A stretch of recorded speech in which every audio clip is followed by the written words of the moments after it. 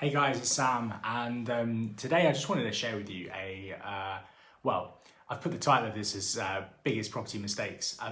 Looking back over my 13 odd years in this industry and just thinking about some of the major catastrophes that either myself, colleagues, or in this instance, clients, have made, like absolute clangers, some of them, to sort of share with you in a kind of, look, you know, it's horrible because some of them were pretty bad, but you know, in hindsight, we can kind of laugh about some of these things. And actually, there's a lesson in there as well, which is really, really helpful for most people. So this one is actually, I'm starting at the top. So this is one of the biggest kind of mistakes or kind of moments where I'm just like, that's probably happened throughout my entire career. And this is the only time where I've been tempted to actually try and sort of take a deal away from a client because they were just being so stupid and just missing such an insane opportunity that I had to do it, or I had to at least try and talk some sense into it. But I'll take it from the top. I'll start from the beginning. So this was about 4 or 5 years ago, probably about 4 years ago. And I had a client that got introduced to me by a property sourcer. She was an experienced landlady or landlord, same thing. Basically, she had about three or four properties. So from a lending perspective, she was kind of seen as more of a professional landlord rather than an amateur. Certainly, she was seen as a portfolio landlord, and therefore, from a stress test perspective, she would have fit into that category. And there's a reason why lenders have 4 properties equals being a portfolio landlord. They think if you've got 4 properties, then chances are you kind of know what you're talking about. I have to say this lady wasn't really on the ball. Give you an example, when I asked her to supply me with an updated fire safety certificate for one of her properties, her response was, "What is that?" So that gives you a bit of an idea of what we're working with here, just to sort of set the tone, shall we say. So this particular client, she got introduced to me by this property sourcer, and he's found this incredible property. It's a 2-bedroom flat in Marylebone, just off the high street. Anyone that knows the London area knows that Marylebone is a really, really kind of nice upmarket part of Northwest London. It's to get a high quality property in that area usually costs you a fair penny. So this was on the market for 350,000. It's a 2-bedroom flat. It was in pristine condition. Now, a lot of you watching this will be going to be like, are you sure this wasn't like 1984, not 2014 or whatever year it was? No, this would have been like 2017, something like that.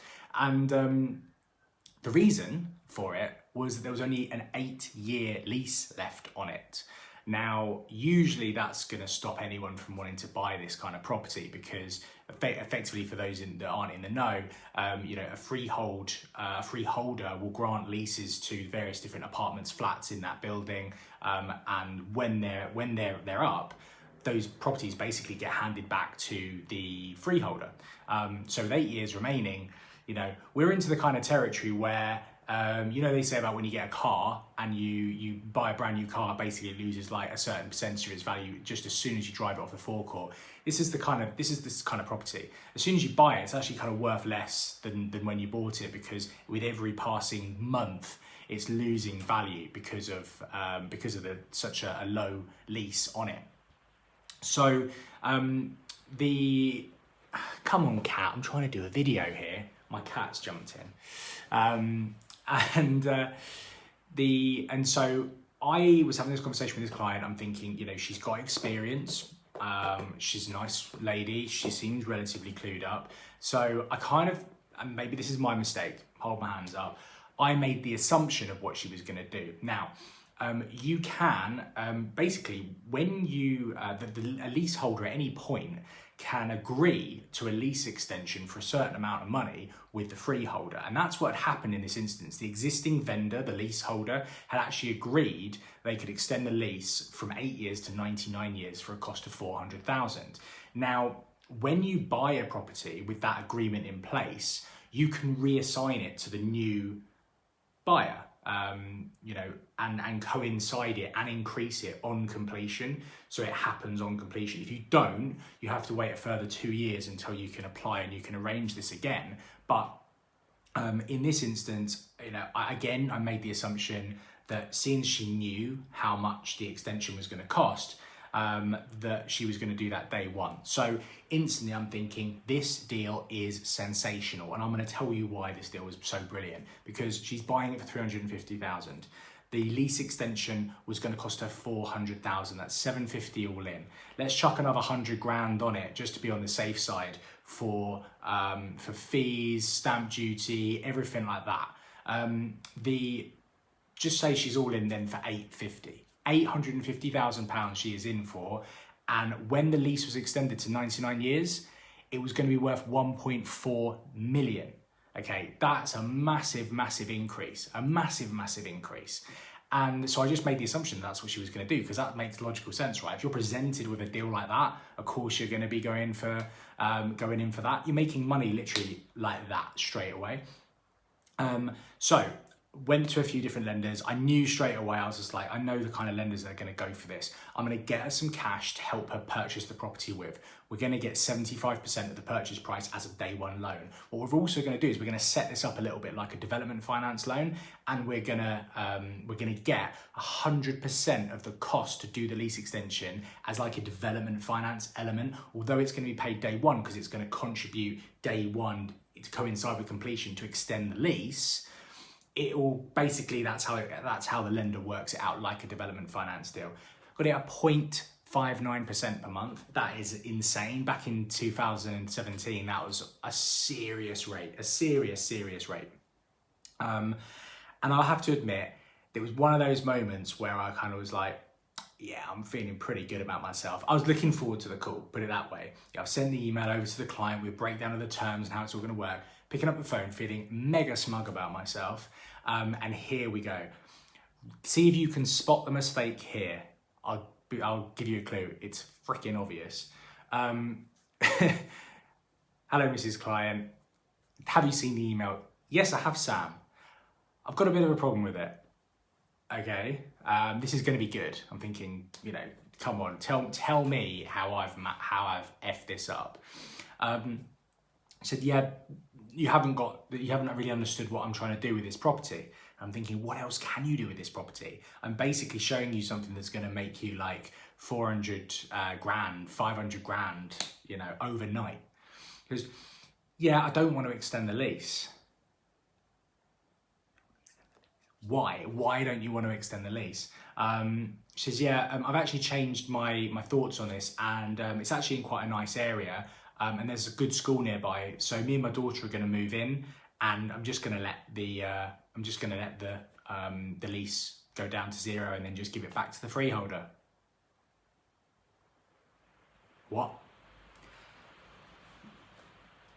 You're going to give, number one, it's a good part of the world to like be renting a property anyway. Like, you know, the yields in London aren't as good as some parts of the rest of the country, but you know, you could still rent this out and make good money. I'm showing you how you need to put in just as much to get this on a standard purchase bridge as you would to do this. You're not having to put in any extra money. And in fact, because you are looking to rent the property or sell it, it falls outside of the FCA regulations. So actually it's easier. We've got more options with lenders, therefore more opportunity for cheaper funding, as was shown by that amazing interest rate. But you're going to make 500 grand overnight, and you want to go and live in the property and let the lease go down to zero and then hand it back to the freeholder. So anyway, I called the property sourcer and I told him the whole story, and he was just as shocked as I was. Well, actually, he wasn't quite as shocked as I was because he had more interaction with her, and so he'd started to see some of the cracks in that she wasn't, you know, she didn't quite think about these things as logically as other clients I've got. And he basically said, I know. He says, this is why I found this particular deal. I just thought that somebody would go and extend the lease and create a great family home or an amazing investment. You know, like I said, you're making money just like that. It's as simple as that. And I actually said to him, it's the only time I've ever done this. And I said, I feel like this is such an amazing opportunity. Somebody needs to take this off our hands. Like, it's a waste of a good property. And I said, you know, I'm not going to do it because my integrity won't allow me to. But all I can think about is I've got the funding already lined up. Like, I've got it there ready. If I can find a quick investor to help with some of the rest of the money, which I don't think I would have struggled to, you know, in that time, that market, you know, those kinds of returns. Even going in with somebody, you know, the JV partner, I had about 6 people off the top of my head that I could probably speak to, even existing clients. And he said, I know. He says, I'm thinking about this myself. He says, but we just can't do it. And I said, I know, I agree. We can't do this, you know, so we're just going to have to go along with it. So called the client back, told her about, you know, went into more detail on the plan and said, are you sure you want to do this? Yeah, absolutely adamant. Now, number one, I went back to the original lender. They weren't willing to do it anymore because number one, because they were going to go and live in it, it became regulated by the FCA. They weren't interested in doing it. Number two, without that kind of exit of the property being having the lease extended, again, it didn't represent a good risk for them. Eventually, I managed to find her a bridging loan to get the property, but the rate was hiked up to closer to 1% a month, so almost doubling. She accepted it, went ahead, bought the property, never heard from her again. I know through speaking to the lender, and I would have got involved if I needed to, that she did manage to repay the bridging loan within about 3 months. But between you and me, I kind of made the decision not to continue working with her because I just thought, I can't keep seeing these kind of deals.